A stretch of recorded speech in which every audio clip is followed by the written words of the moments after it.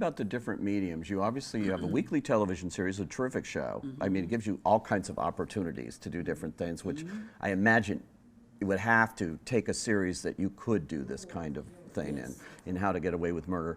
And then, you know, your stage work, Tony winners, you know, well before Fences even, and really grew up on the stage in a lot of ways. Yeah. What is the difference for you between those three mediums, movies, television, and stage? I love the stage. That's one of the differences. And one of the reasons why I like the stage is it just fits me. Because the thing with television and film, there's all these other elements that come into play. Does the audience find you likable? You know, do people want to sleep with you? You know, are you too old for this? I mean, there's so many other elements that come into play. Whereas in the stage, when people come into the theater, they know that they're coming in to listen to a story. Right. Nothing is about, you know, I'm coming in because I want to know that I want to have sex with the lead character. Or I really am coming in because I want to like the person. Yeah. They understand that wherever the narrative is going to take me, I'm willing to go. There is at least that understanding. I operate well with that. Because I know I don't have to worry about the other stuff. So when all that other stuff is stripped away, all I have to think about is the work. That's cool. And I heard you say, you know, they're coming to see you, and that's what you owe them. What you're doing, it's all about you, really. Absolutely. There. Which I thought I've never heard that described that way that's before. The power of the art form. Yeah. That's it. The power of the art form. It's like someone said.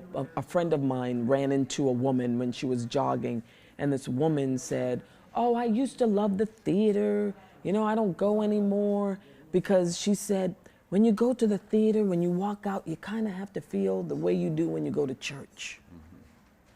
Now, not to say that everyone goes to church, but you know what I mean by the metaphor. It's a feeling that once you walk out of the doors that you feel transformed. Yeah.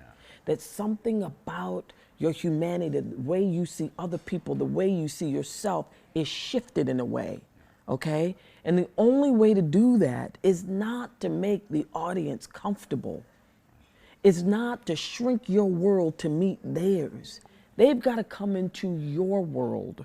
They have to. Yeah. They've got to come into your world. Yeah. They've got to come in locked and loaded. They got to come in with an open heart, which takes a lot of courage. I understand that. Yeah. is to look at something on stage that maybe you're struggling with in your personal life and see it transform and go, wow, that's me. Yeah. Or that could be somebody else. Really? And to want to look away at times, but knowing that at the end of the day, when you walk, that you're not the person you were when you walked in. Yeah. So it is my job not to give them the Brady Bunch. Yes. Well, thank God. I don't know. Some people wouldn't believe. Some people want the Brady Bunch. Yeah, maybe. But I know you two. You also have your own production company with Julius, your husband, and Juvie Productions, I think it's called. And you're developing very interesting projects, things that are really important, that things would never get made unless the passion of the person that's bringing it there. Like, are you doing the Barbara Jordan projects? Barbara Jordan biopic that Tony Kushner is helming. That's a big one. Wow. Well, it's a big one for me. Yeah. You know, but also just some of the television shows. American Coco with the great Deara Kilpatrick. She's a young actress out of NYU. I call her the new Black Lena Dunham. Oh, wow. And it's a dramedy about a race detective. You know, she goes out and she deals with sticky racial situations, and it's very, very, very funny, and it's very poignant, and Fresh Wind, Fresh Fire, something sold to Netflix about the whole Brooklyn Tabernacle and their story. So it's faith-based, but it's faith-based in the best way. It's about people who are broken. People who are broken and people who are imperfect, who have come to that church to put that choir together, and somehow in the midst of that are healed. They're healing. They're feeling a sense of comfort, a sense of belonging. But at the end of the day, there's nothing that's sewn up in a neat package.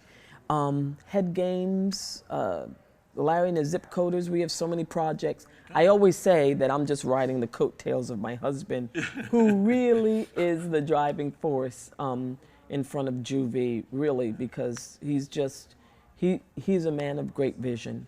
But it's using the power that you have as an actor to get these things done that wouldn't get done otherwise. And that's something you could just go and, you know, do your jobs on movies and TV and on stage or whatever, but you're actually putting stuff in here and working on that and bringing it from a certain level. Absolutely. Well, I know that I'm 51. I'm an African American actress of a certain hue, of a certain size, all of those things.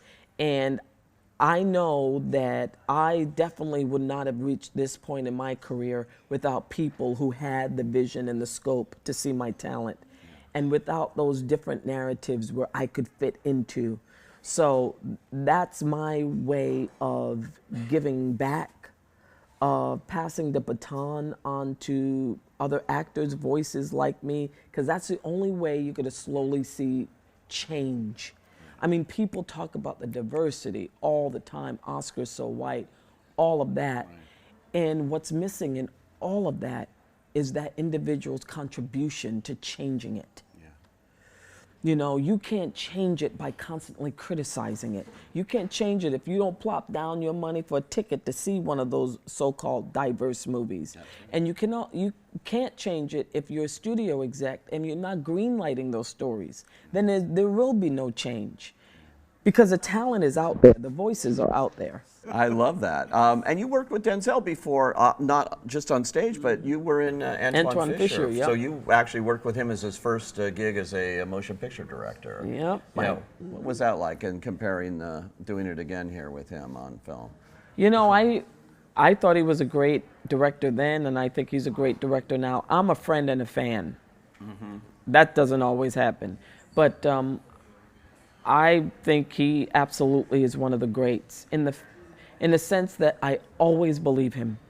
I always believe he is who he says he is. I always feel like he makes choices that are different, that are interesting, that are grounded in truth, sensitivity, strength, everything. I mean, you know, who would have thought of that one scene where he's being beaten in glory and you see the strength and the resolve of, you're not going to break me, but at the same time, you're breaking me.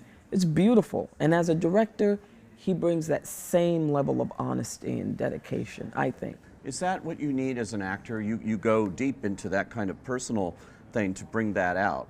Because I've seen that emotion come through, and I'm wondering, where does it come from? From doubt and so many other things I've seen you in, and I wonder, how do you bring that up? So it looks so effortless in some ways, which is what a great actor can do, but I'm wondering. Well, I feel like that's my job. My job I always feel like when people walk through their lives, they have secrets. A lot of actors say, what's your secret? You know? Right. I believe there are secrets. And I believe that once we walk out into the world, though, we put on the mask. Because usually that secret is grounded in shame, horror, and the feeling that if it ever came out, you would be judged. You would be labeled one of those people. And so sometimes people carry those secrets to the grave. And in walks the artist. And what we have to do is we have to take the mask off. We have to expose. We have to be private in public. Now, being private in public when it's all nice and sexy, like doing a sex scene once you've had 5 months in the gym, that's one thing. Doing the sex scene where you got a stomach and some stretch marks. Yeah. Or if you have a secret of, I don't know, of being something so putrid that you don't want anyone to see. Listen, it's hard for the actor to expose that, just like it's hard for the person to expose that. But that's our job. That's why people come to the theater. It's Arthur Miller says it best. He wrote because he wanted people to feel less alone. Ever the role model as well as everything else. Mm-hmm. Thanks, Viola. Yep, thank you, Pete. Thank you so much. Mm-hmm.